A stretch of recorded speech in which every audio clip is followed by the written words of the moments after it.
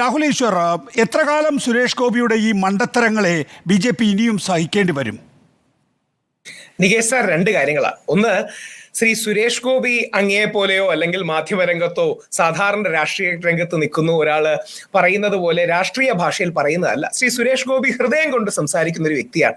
ആ ഹൃദയം കൊണ്ട് സംസാരിക്കുന്നതിൽ ആലങ്കാരികത ഉണ്ടാവും. ഇത് മാത്രമല്ല, അദ്ദേഹത്തോട് വ്യക്തിപരമായി സംസാരിച്ചിട്ടുള്ള എല്ലാവർക്കും അറിയാൻ പറ്റും. അദ്ദേഹത്തിന് ആ ഇമോഷണൽ സ്റ്റൈലിലാണ് സംസാരിക്കുന്നത്. ഇപ്പോഴും സംസാരിക്കുന്ന ഉള്ളിന്റെ ഉള്ളിൽ ഒരു ഭരചന്ദ്രൻ IPS താമര ചിഹ്നത്തിൽ മത്സരിച്ച് ജയിച്ച ആളാണ് ആ പാർട്ടിയുടെ.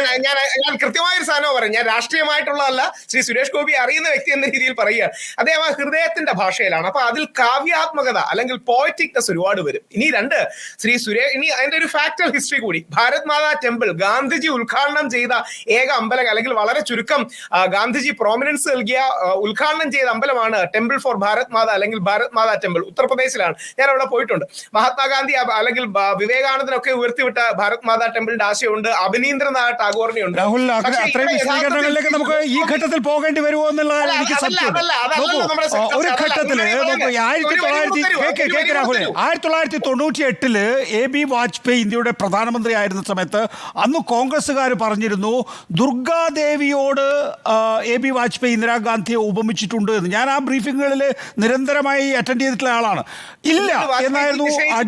ഇല്ല എന്നായിരുന്നു BJPയുടെ അക്കാര്യത്തിലുള്ള വാദം. മാത്രമല്ല, അന്ന് BJP വെല്ലുവിളിക്കുകയും ചെയ്തു. വാജ്പേയി ദുർഗ എന്ന് വിശേഷിപ്പിച്ചിട്ടുണ്ടോ? വാജ്പേയി 1971 ജനസംഘിന്റെ അഖിലേന്ത്യാ അധ്യക്ഷനാണ്. അപ്പോൾ കോൺഗ്രസിന് അങ്ങനെ ഒരു രേഖ ഹാജരാക്കാൻ കഴിഞ്ഞിട്ടില്ല.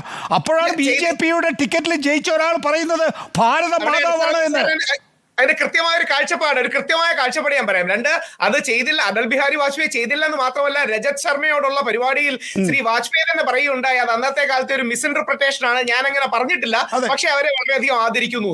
പക്ഷെ ഇവിടെ ശ്രീ സുരേഷ് ഗോപി ഉയർത്തുന്ന രാഷ്ട്രീയം കൗതുകകരവും രസകരവും നന്മയുള്ളതുമാണ്. അതെന്താണെന്ന് കൂടെ കൃത്യമായി പറയാം. ശ്രീ സുരേഷ് ഗോപി കോൺഗ്രസിൽ നിൽക്കുന്ന സെന്റർ റൈറ്റ് സ്പേസിലുള്ളവരെ, പ്രത്യേകിച്ച് ഹിന്ദു സമൂഹത്തിലെ സെന്റർ റൈറ്റ് സ്പേസിലുള്ളവരെ അദ്ദേഹത്തിനൊപ്പം നിർത്താനും വിശാലമായ ദേശീയ അദ്ദേഹം വിശ്വസിക്കുന്ന BJP പരിപ്രേക്ഷ്യത്തോടൊപ്പം നിർത്താനും കൂടി അദ്ദേഹം ശ്രമിക്കുകയാണ്.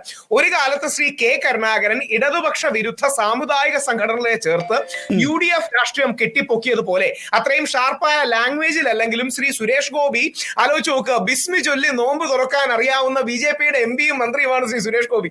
താൻ നോമ്പ് തുറക്കുന്നത് ബിസ്മി ചൊല്ലി ഫുൾ ടെക്സ്റ്റ് പറഞ്ഞു തുറക്കാമെന്ന് അറിയുന്ന ശ്രീ സുരേഷ് ഗോപി കേരളത്തിലൊരു അസറ്റും മുതൽക്കൂട്ടുമാണ്. രാഹുൽ ഈശ്വറിനോട് ആ ചോദ്യം ചോദിക്കാനുള്ള കാരണം എന്ന് പറയുന്നത് അടിസ്ഥാനപരമായി ഇത്തരം മണ്ടത്തരങ്ങൾ എത്ര കാലം BJPക്ക് സഹിക്കേണ്ടി വരും എന്നുള്ള ആ ചോദ്യത്തിന് അതിന്റെ കാരണമുണ്ട്. നോക്കൂ രാഹുൽ ഈശ്വർ, ഇത് ആദ്യമായിട്ടല്ല. ഒരു കേന്ദ്രമന്ത്രി എന്നുള്ള നിലയിൽ BJPയെ, സുരേഷ് ഗോപിയെ സംബന്ധിച്ചിടത്തോളം ഇനിയും വാർത്താ പ്രാധാന്യമേറും.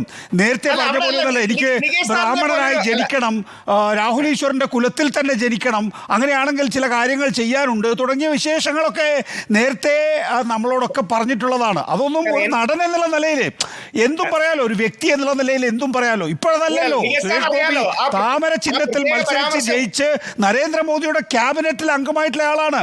സഹമന്ത്രി സ്ഥാനമാണെങ്കിലും ആ ക്യാബിനറ്റിന്റെ ഭാഗമാണല്ലോ സുരേഷ് ഗോപി. അപ്പോൾ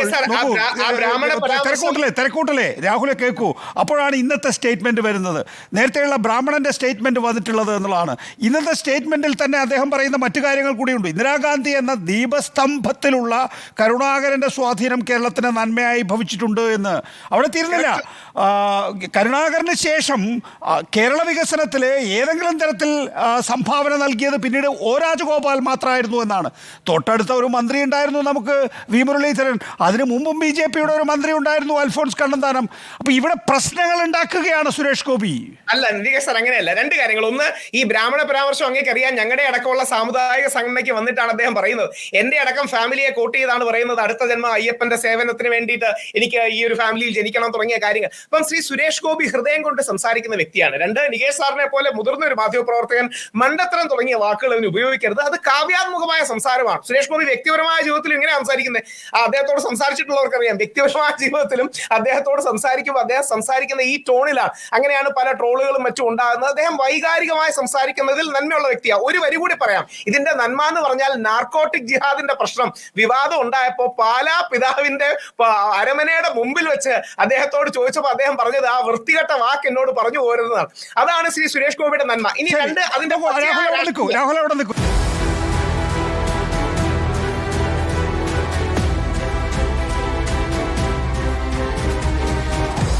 Debate with MV Nikesh Kumar.